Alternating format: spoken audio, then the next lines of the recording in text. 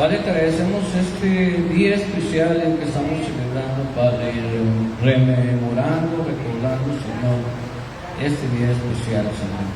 Te agradecemos que podamos compartir tu palabra, Señor, y compartir lo que tú tienes para nosotros. En nombre de Jesús oramos y nos ponemos en tus manos. Amén. ¿Pueden sentarse, hermanos?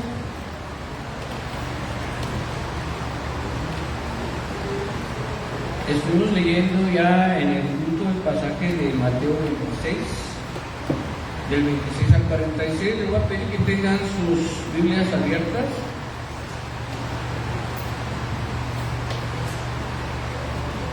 En el pasaje que leímos.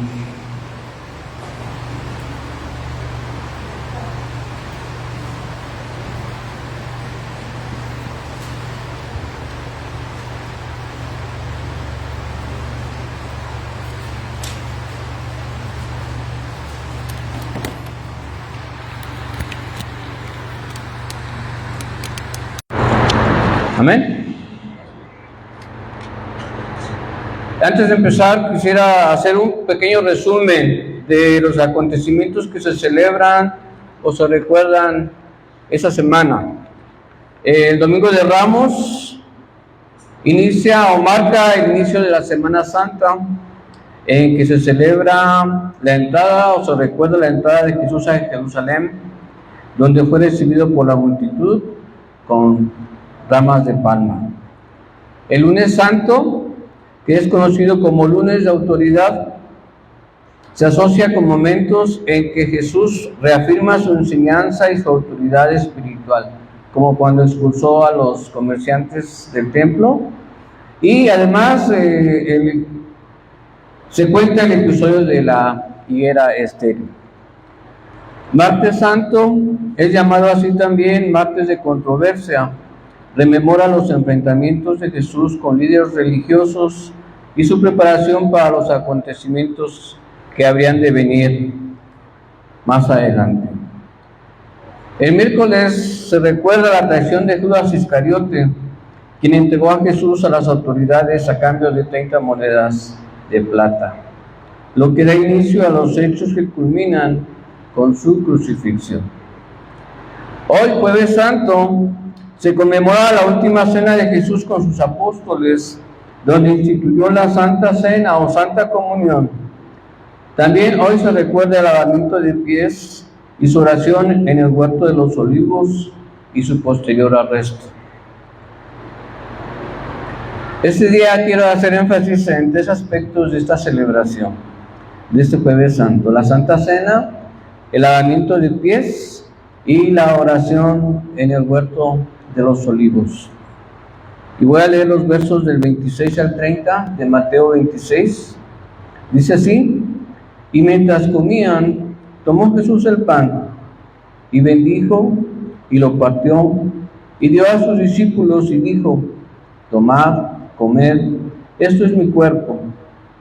Y tomando la copa y habiendo dado gracias, les dio diciendo: bebed de ella todos, porque esto es mi sangre del nuevo pacto, que por muchos es derramada para remisión de los pecados. Y os digo que desde ahora no beberé más de este fruto de la vid, hasta aquel día en que lo beba nuevo con vosotros en el reino de mi Padre. Y cuando hubieron cantado el himno, salieron al monte de los Olivos. La celebración de la última cena, hermanos, marca el final de una etapa de preparación y capacitación para los discípulos. Fue la cena de gala de graduación de los discípulos. Por 3 años estuvieron conviviendo y aprendiendo de su maestro. Viajaron juntos, comieron juntos, se hospedaron juntos, oraron y adoraron juntos. Igual que como muchos graduados, ellos contaban con la teoría hasta ese momento, pero no tenían la práctica aún. Esa la empezarían a tener unos pocos días después de la ascensión del Señor. Recuerdan que hace un domingo, 2 domingos predicábamos sobre cómo el Evangelio fue creciendo y cómo empezó por 120 en el aposento alto y después fue creciendo hasta 3,000 en un día y 5,000 en otro día, y la iglesia crecía. Pero eso lo empezaban a practicar los discípulos después de que el Señor ascendió.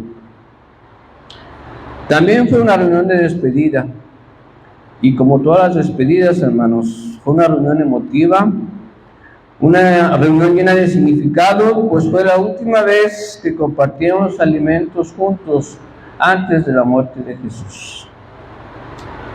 La cena en sí, la preparación de la cena y el desarrollo de la cena, tuvo momentos que estaban cumpliendo las profecías sobre el Mesías. Si analizamos cada momento de la Santa Cena, desde un principio, desde que se preparó hasta el final, vamos a encontrar varias profecías que se estaban cumpliendo en ese momento.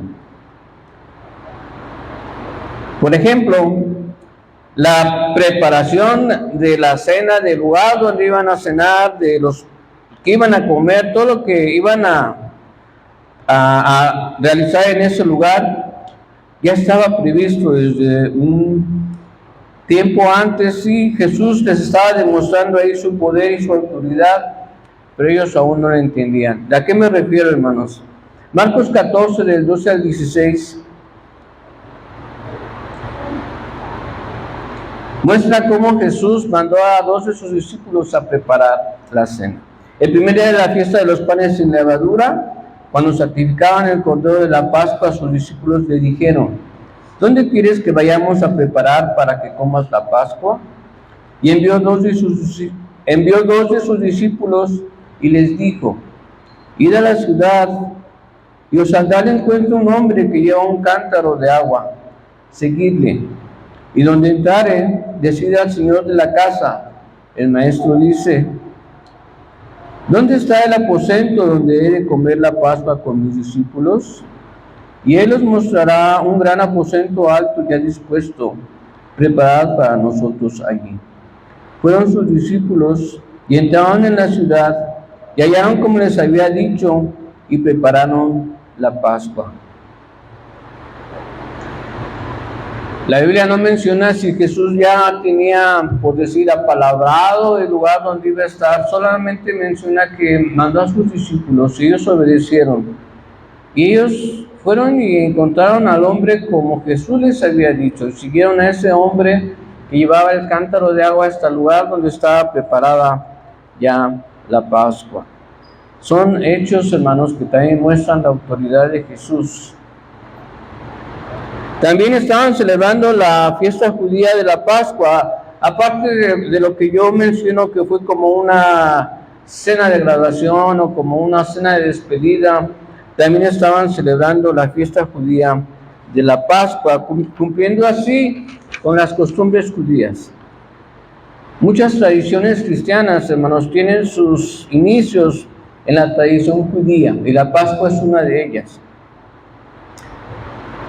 Específicamente en la celebración del Pesaj, como se llama esta fiesta, la conmemoración de la salida del pueblo hebreo de Egipto hacia la tierra prometida de Canaán, guiados por el patriarca Moisés. En esto consistía la Pascua, la fiesta que estaban celebrando.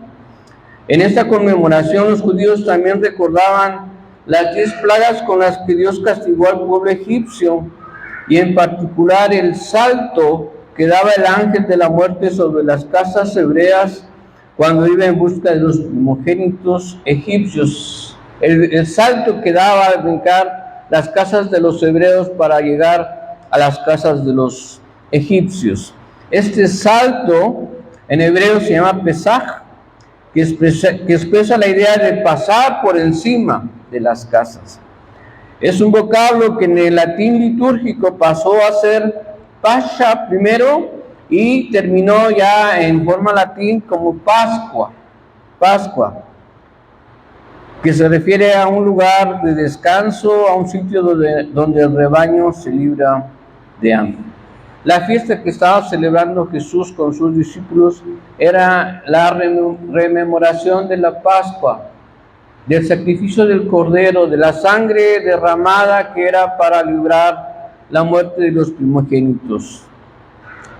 La Pascua cristiana, ahora como la celebramos nosotros, se puede describir como la reinterpretación cristiana de la Pascua judía, es decir, no solo por la tradición cristiana, Jesús de Nazaret murió y resucitó durante el tiempo de celebración pascual de los judíos, sino también porque la última cena que Jesús tuvo con sus apóstoles transformó para sus fieles, o para nosotros también, el sentido de la cena de la Pascua tradicional, pues se asignó el pan y el vino como equivalencia con el cuerpo y la sangre de Jesucristo. Es decir, el cuerpo y la sangre de Cristo vinieron a sustituir a ese cordero que era sacrificado para perdón de los pecados.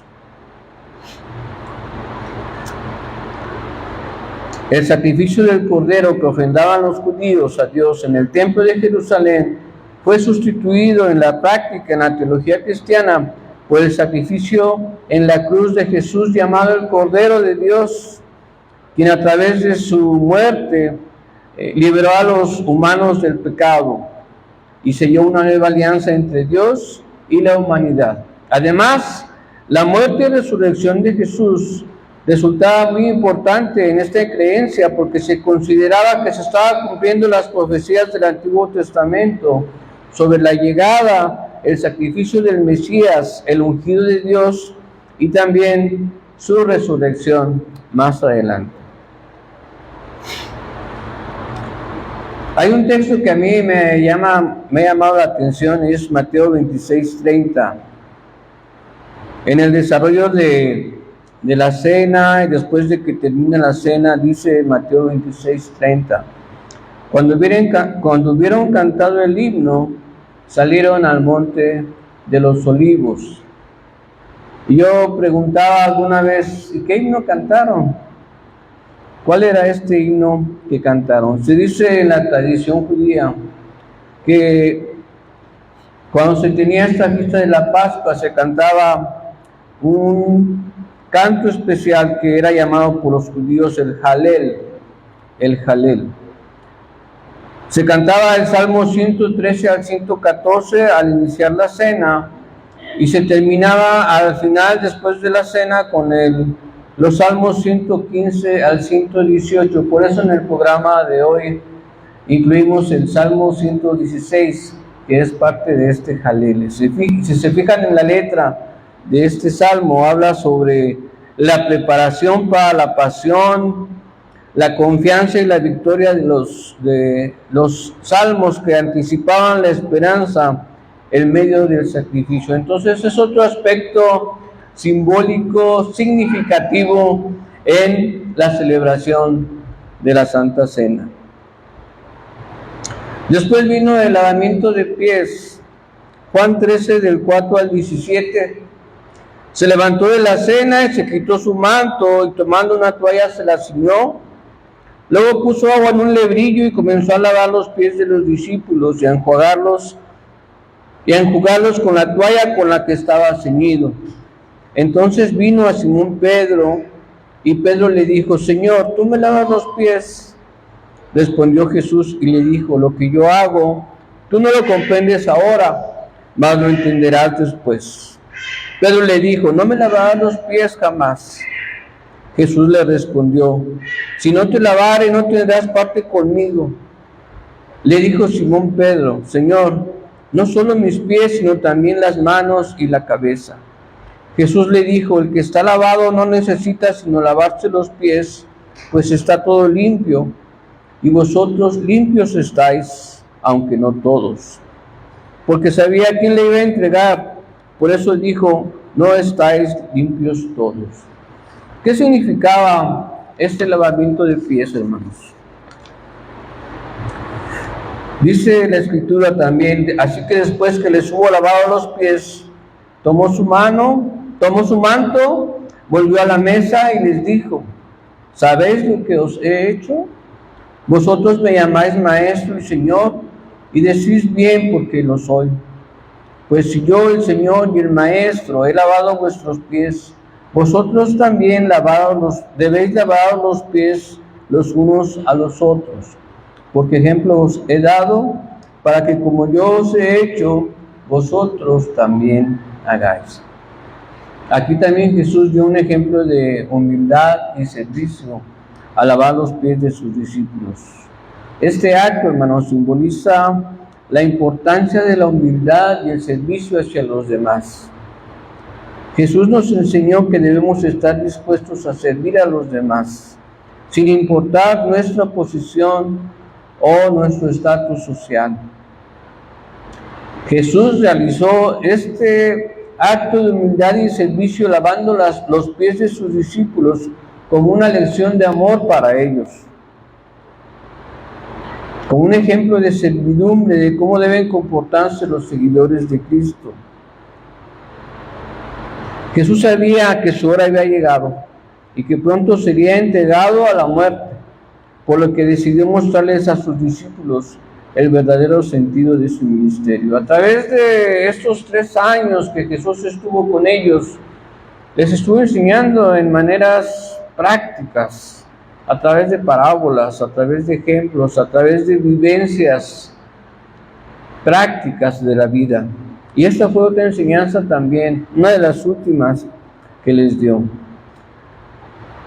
Normalmente la acción del lavado de pies era realizada por un esclavo o por un sirviente, era lo común, como muestra de honra y respeto hacia los invitados. Sin embargo, Jesús tomó esta tarea humilde y la llevó a cabo con sus propias manos, sorprendiendo a sus discípulos. En aquel tiempo y todavía, los pies son considerados una parte impura del cuerpo, debido a su contacto con el polvo, con la suciedad de las calles, por lo que lavar los pies de alguien era una tarea considerada deshonrosa. Jesús mostró ejemplo al hacer este acto especial y les explicó que si siendo Él el Señor y Maestro les había lavado los pies, ellos también debían hacer lo mismo entre ellos. Les enseñó que el liderazgo en el reino de Dios no se trata de tener poder o dominio sobre los demás, sino de servir y amar a los demás de manera humilde y desinteresada. Y por último, la oración en el huerto de los olivos. Todos conocemos el pasaje, lo acabamos de leer también, está en los versos 36 al 46 de Mateo también. Entonces llegó Jesús con ellos a un lugar que se llama Getsemaní y dijo a sus discípulos: sentaos aquí, entre tanto que voy allí y oro. Y tomando a Pedro y a los 2 hijos de Zebedeo, comenzó a entristecerse y a angustiarse en gran manera. Entonces Jesús les dijo: mi alma está muy triste hasta la muerte. Quedaos aquí y velad conmigo. Yendo un poco adelante, se postró sobre su rostro, orando y diciendo: Padre mío, si es posible, pase de mí esta copa, pero no sea como yo quiero, sino como tú. Vino luego a sus discípulos y los halló durmiendo y dijo a Pedro: ¿así que no habéis podido velar conmigo 1 hora? Velad y orad para que no entréis en tentación. El espíritu, la verdad, está dispuesto, pero la carne es débil. Otra vez fue y oró por segunda vez, diciendo: Padre mío, si no puede pasar de mí esta copa sin que yo la beba, hágase tu voluntad. Vino otra vez y los halló durmiendo, porque los ojos de ellos estaban cargados de sueño. Y dejándolos, se fue de nuevo y oró por tercera vez, diciendo las mismas palabras.